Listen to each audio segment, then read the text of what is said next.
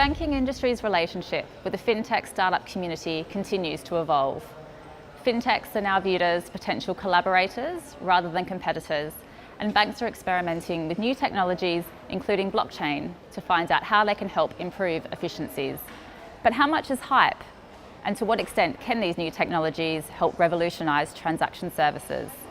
I'm about to ask Ivar Wiersma, Head of Innovation in Wholesale Banking, to find out. Banks and fintech startups have rather different operating environments and compliance procedures. Does this create any challenges either during the onboarding process or in terms of the ongoing relationship? And how do you manage these challenges? For us, innovation, also in transaction banking, is really about offering a differentiating client experience. So we believe in combining the best of both worlds. And where we see that fintechs bring to the table a startup mentality, new technology, razor-sharp focus. You see that we as a large organization bring to the table very deep client knowledge, client relationships, a global brand and footprint. So we really see the value in combining those two worlds to meet together and bring the best results. And to that end, we've also, for instance, have created a global framework that we can onboard fintechs and work with them within just 4 weeks. So while that still may sound like long, we see that it's actually one of the best practices in the market. And that means working together with compliance, with legal, with onboarding, with HR, to make sure that we effectively work together very quickly. And that is obviously where you start learning, where you get to know each other and see what works and what doesn't work. How can and are fintechs adding value to transaction banking, and in which particular segments? So obviously there's a lot going on in transaction banking, mainly in the payment space, where we really have seen some fintechs rising. But we also see lots of activity in working capital solutions, supply chain finance, and for instance trade finance. So one of our more recent pieces of work is around electronic letters of credit, also in link with a blockchain consortium that we're in.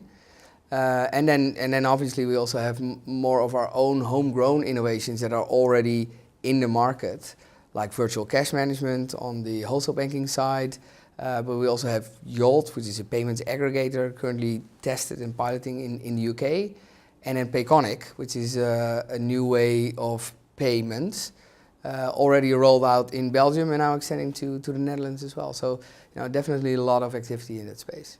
And what about blockchain? It's obviously a big buzzword, but what can it mean in practice for transaction services and for clients in particular?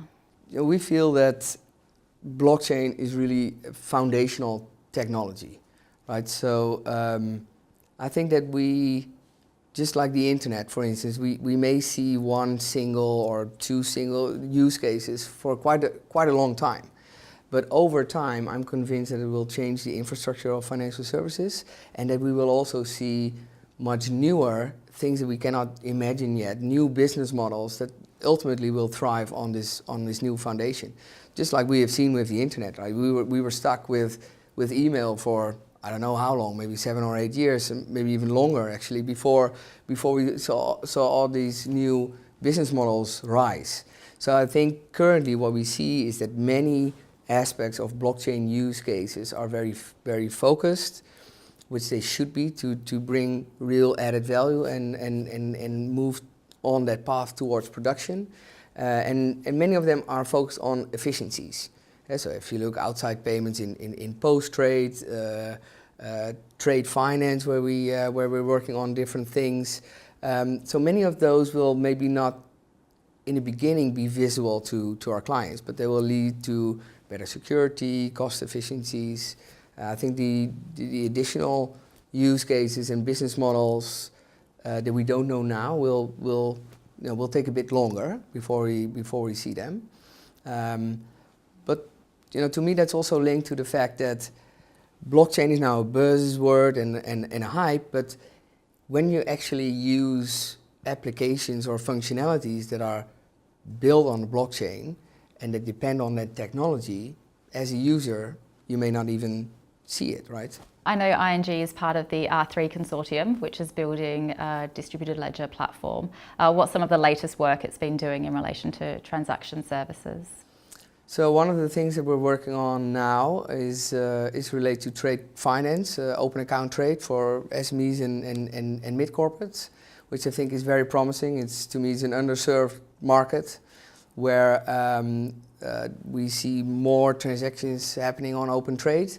And we feel that the technology can help us to bring more transparency and security to clients and better services in that area. And obviously we've also done work before, and it's continuing in the trade and commodity finance areas, where we're facilitating oil trades and also other commodities on the blockchain. And thinking about the transaction services universe more broadly, to what extent has blockchain been rolled out, and what are the next stages in terms of its commercial adoption? Yeah, so I think that the front runners in this space, if you look at the financial institutions, are now really on a path towards production. And so the phase of proof of concepts is really behind us, and we're piloting things, we're testing things actually with clients, with users, to see if it brings the benefits that that we expect or that we hope for. But there's still definitely some work to be done before you reach that phase. So we like to call them the growing pains of blockchain. It is technology-wise, so if you look at scalability or confidentiality, there's still work to be done. But also on the legal side, you see that in some of the pilots we do, we currently replicate the paper-based processes because the smart contracts still don't hold up in the court case. So you need to overcome them. And for us, that is via testing and experimenting together with users and clients. But there's still, there's still these areas that we need to overcome before you really have things into production. Ivar, thank you very much for your time. You're welcome. Thank you.